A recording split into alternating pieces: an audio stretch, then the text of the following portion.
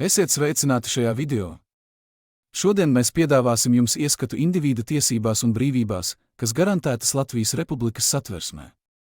Brīvības un tiesības – šie vārdi ir mūsu demokrātijas pamatā, un tie veido mūsu ikdienas dzīves pamatu. Bet ko tieši tie nozīmē un kā tie tiek aizsargāti un garantēti saskaņā ar mūsu valsts konstitucionālajiem principiem? Sekojiet mums šajā apskatā, kurā mēs izpētīsim, analizēsim un diskutēsim par to, kā Satversme, mūsu valsts augstākais likums, garantē un aizsargā mūsu tiesības un brīvības.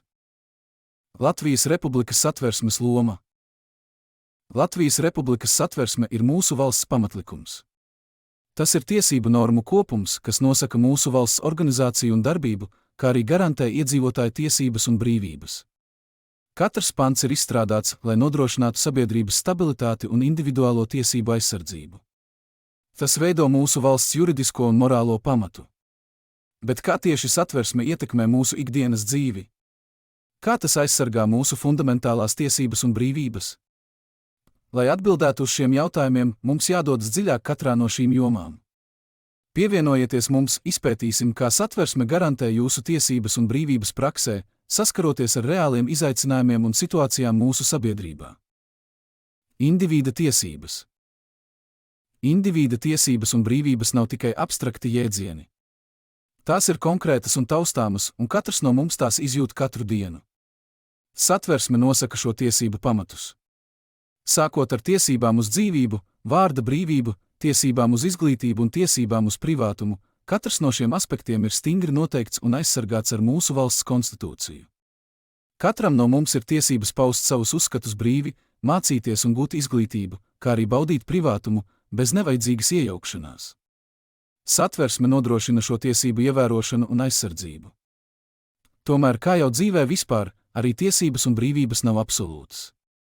Tās nāk kopā ar atbildību un ierobežojumiem. Tās ir jālīdzsvaro ar citu cilvēku tiesībām un sabiedrības interesēm, lai nodrošinātu harmonisku un taisnīgu dzīvi visiem. Ierobežojumi un atbildība. Tiesības un brīvības nevar pastāvēt bez atbildības. Kaut arī Latvijas Republikas Satversme garantē plašas individuālās tiesības, tās var tikt ierobežotas, lai aizsargātu citus būtiskus sabiedrības un indivīda intereses. Piemēram, vārda brīvība ir fundamentāla, taču tā neietver tiesības izplatīt naidu vai veicināt vardarbību. Privātums ir svēts, bet ir situācijas, kad valsts var iejaukties, lai aizsargātu bērnus, sabiedrības drošību un veselību. Katrs ierobežojums ir sabalansēts. Tas nozīmē, ka ierobežojumiem ir jābūt pamatotiem, proporcionāliem un taisnīgiem. Tiesības un atbildība iet roku rokā, un tas nodrošina sabiedrības labklājību un tiesiskumu. Bet kā mēs varam būt droši, ka mūsu tiesības tiek ievērotas un aizsargātas pat, kad tās ir ierobežotas? Tieši šeit nāk klāt tiesiskums un juridiskās garantijas, kas nodrošina, ka katrs indivīds var aizstāvēt savas tiesības. Tiesība aizstāvēšana un tiesiskums. Tiesiskums Latvijā nav tikai teorētisks jēdziens. Tas ir praktiski ieviešams un aizsargājams, un katrs indivīds ir pilntiesīgs tiesību subjekts, kuram ir pieejami efektīvi tiesību aizstāvēšanas līdzekļi. Ja jūtat, ka jūsu tiesības ir pārkāptas, Latvijas tiesu sistēma un juridiskā iestāde ir gatavas palīdzēt.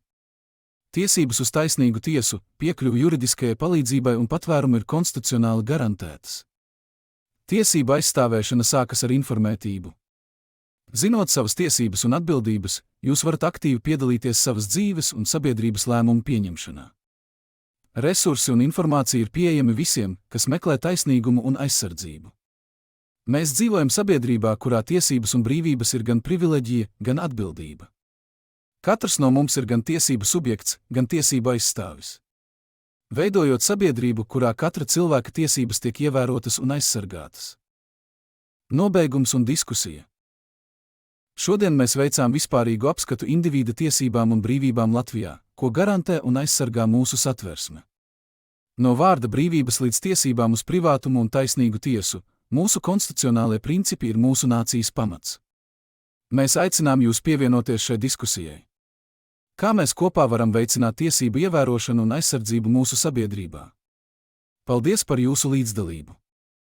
Lai uzzinātu vairāk un turpinātu šo svarīgo sarunu, sekojiet mums sociālajos medijos un pievienojieties mūsu kopienai. Līdz nākamajai reizei, esiet droši un informēti!